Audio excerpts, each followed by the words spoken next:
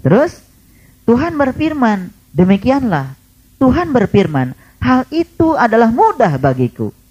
Dan sesungguhnya telah aku ciptakan kamu sebelum itu, padahal kamu di waktu itu belum ada sama sekali. Jadi Tuhan sudah ciptakan kamu sebelum itu. Apa artinya? Jadi sebetulnya ya, kita ini bukan kita yang baru. Diri yang sekarang ini bukan diri yang baru. Diri yang sudah mengalami sebuah proses. Dan sebelum kita ada di tubuh ini, kita sudah pernah hidup di masa lalu. Dan sebelum itu kamu sudah ada.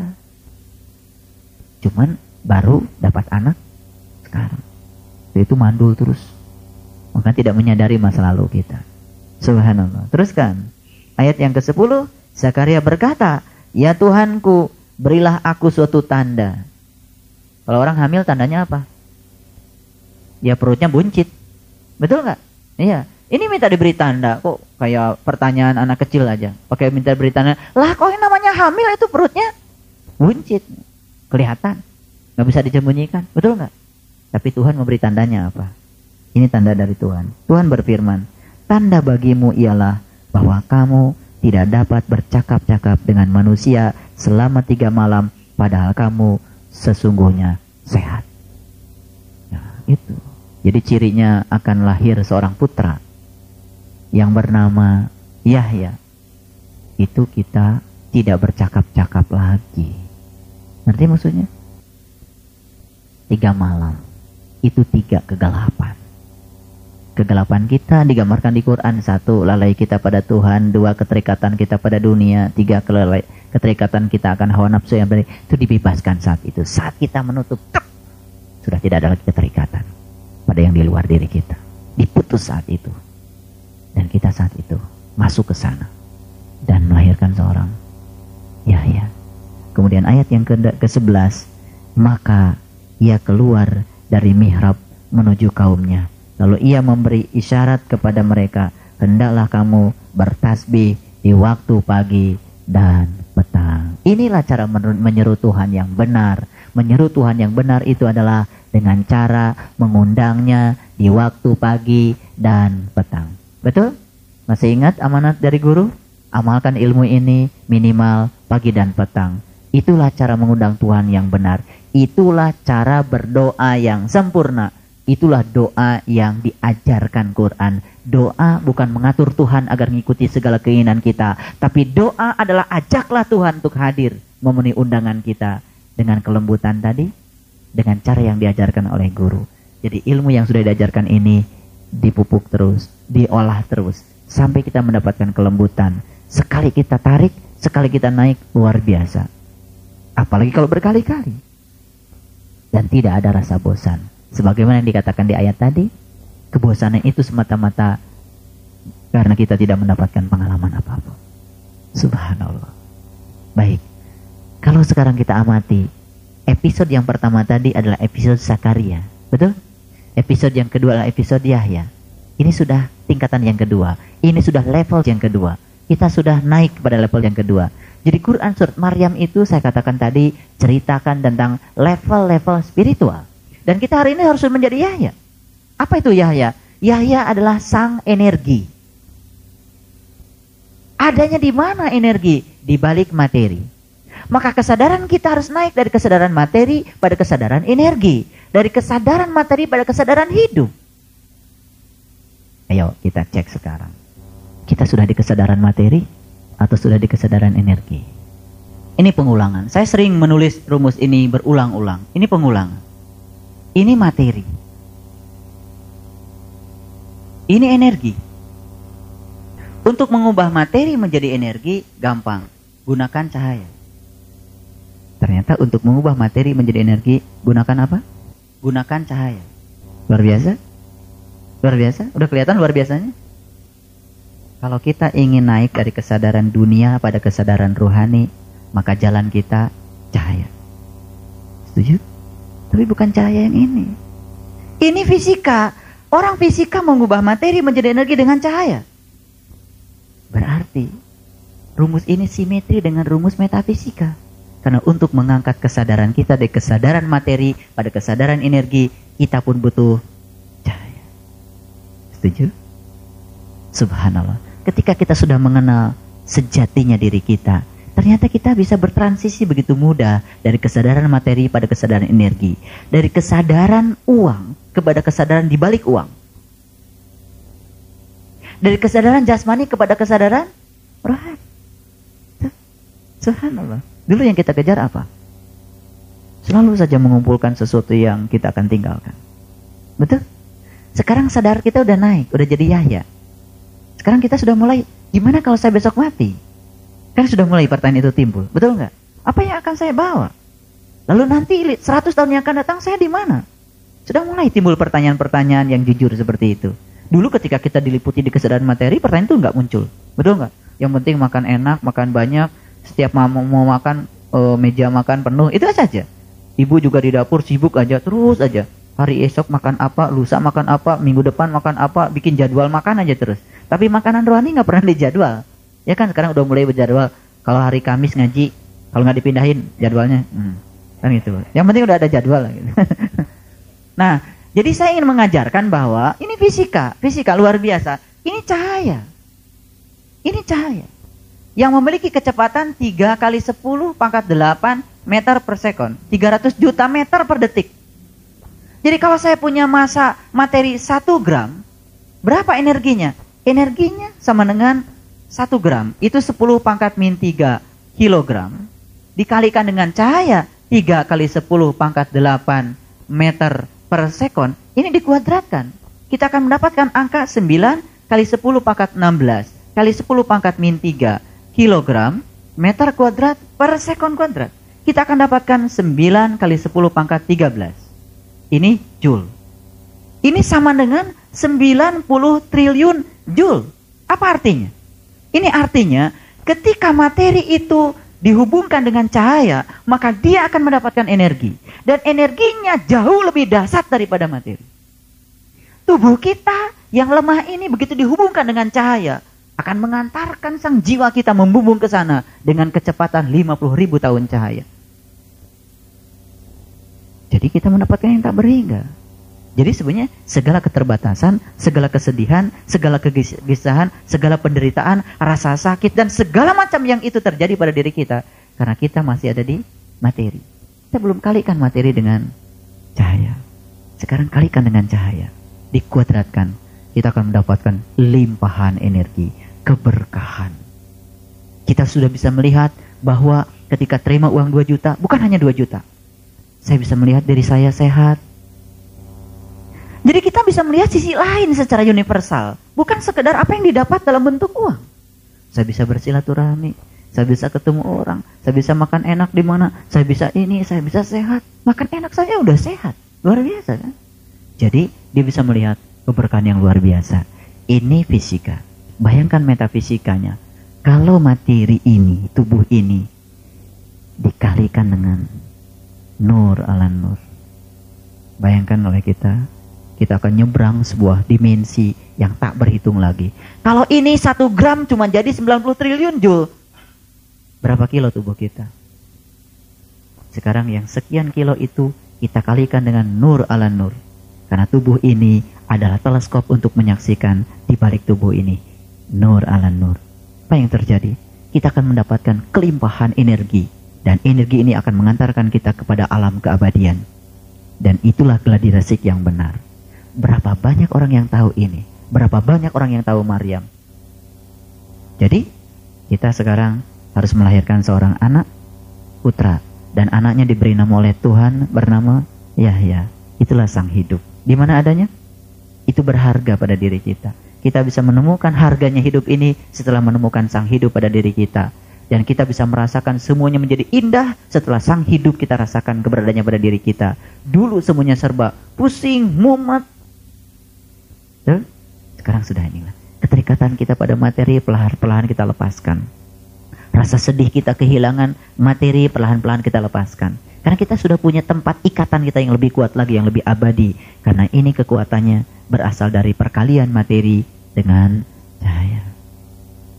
Dan sebetulnya ada hubungan antara Big Bang dengan apa yang dikatakan Nabi Muhammad.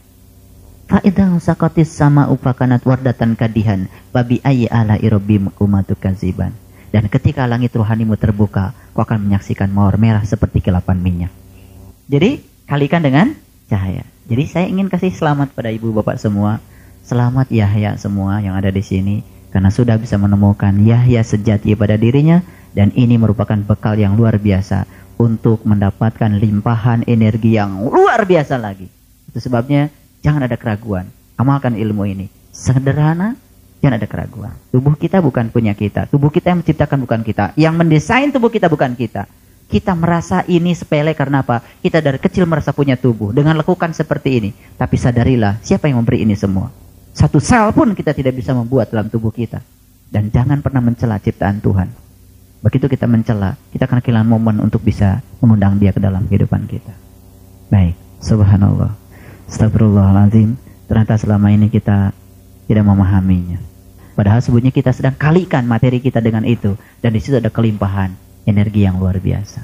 Itulah bekal kita untuk memasuki alam keabadian. Limpahan energi spiritual. Dan sekarang energi itu sudah mewarnai hidup kita.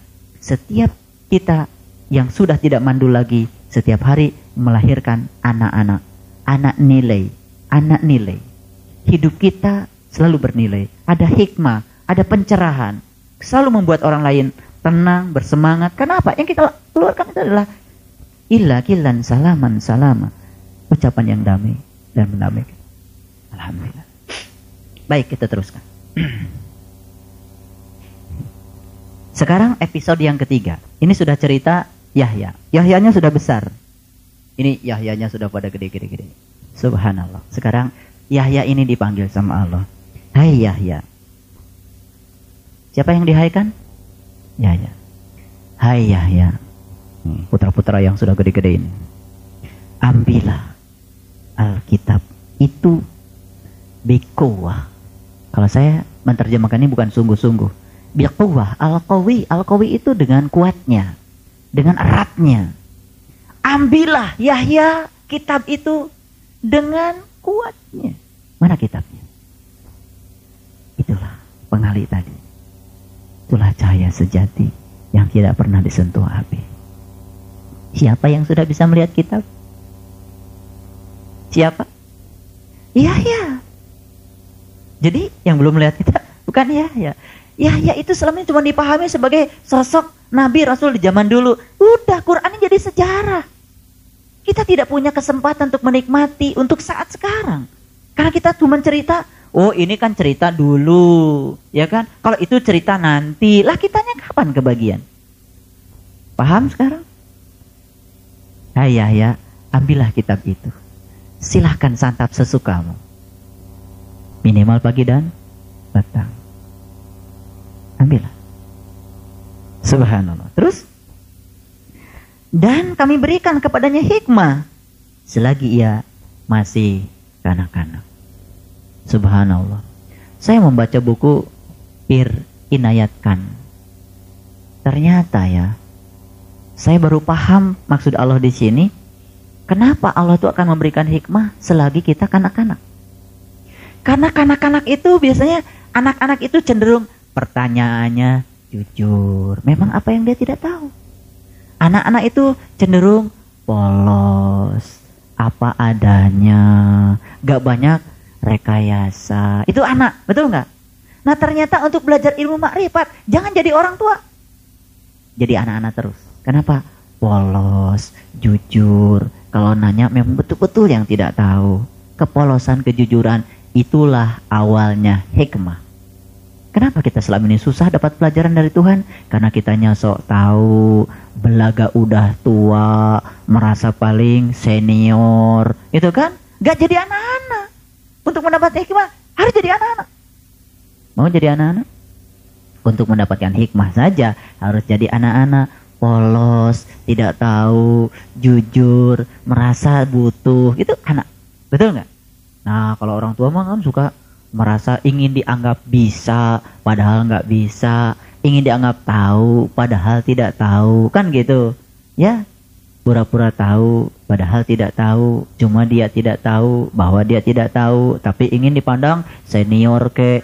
Uban saya kan sudah banyak, pengalaman hidup saya sudah banyak. Ya, pengalaman cari dunia. Tapi pengalaman spiritual belum tentu dong. Ya, ntar dulu. Baik, teruskan. Dan rasa belas kasihan yang mendalam dari sisi kami dan kesucian, dan dia adalah seorang yang bertakwa. Sekarang logika kalau Yahya itu orang yang bertakwa. Logik? Karena dia sudah bisa mengambil Alkitab. Tuh, coba kalau ini, hai Yahya, ambillah Alkitab itu dengan sungguh-sungguh. Jadi kitabnya diambil, kemudian kalau pakai bahasa ini, ambillah Alkitab itu dan pegang kuat. Ambil kitabnya, pegang kuat semua. Tapi begitu. Di mana ngambilnya? Kitabnya yang mana? Bagaimana cara mengambilnya? Kan gitu prosedurnya mesti kita tanya. Betul nggak? Subhanallah. Di zaman baheula belum ada toko kitab. Betul nggak? Jadi kitab yang mana?